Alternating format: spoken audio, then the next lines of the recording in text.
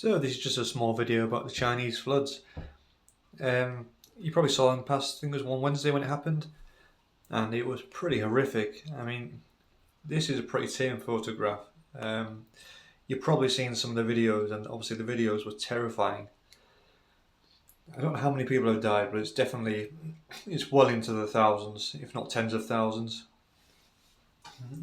But one thing I noticed when I was actually looking through some of the comments, I saw some of my usual enemies, climate propagandists. So the climate alarmists are trying to say that it was caused by climate change. They're trying to spread the misinformation that it was caused by a glacier melting. And then they basically said that the glacier melted and released a glacial lake which was behind the glacier. This is all misinformation. So I'm going to tell you what really happened.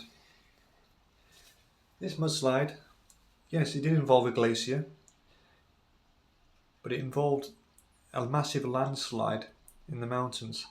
So in the Himalayan mountains, you have a massive glacier sat on.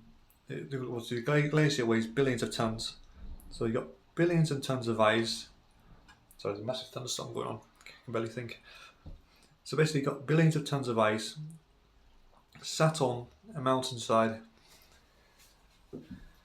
and obviously, this glacier must have been very healthy. Must have been very strong because it had so much weight that the glacier weighed so much that it actually caused the rock to fail. So the rock and the ice went plummeting down the mountain straight into the valley where they hit the river. This massive surge of rock, trees, ice, all piled into a small area in the narrow part of the valley, created a massive dam. The river behind then piled up, and obviously the dam couldn't hold the weight. That's what it was caused by. Now the problem with the climate alarmist narrative is simple. They always tell us that they always say that the glaciers and things are melting, but this was actually caused by a very, very healthy glacier. If the glaciers were melting, this probably wouldn't have happened.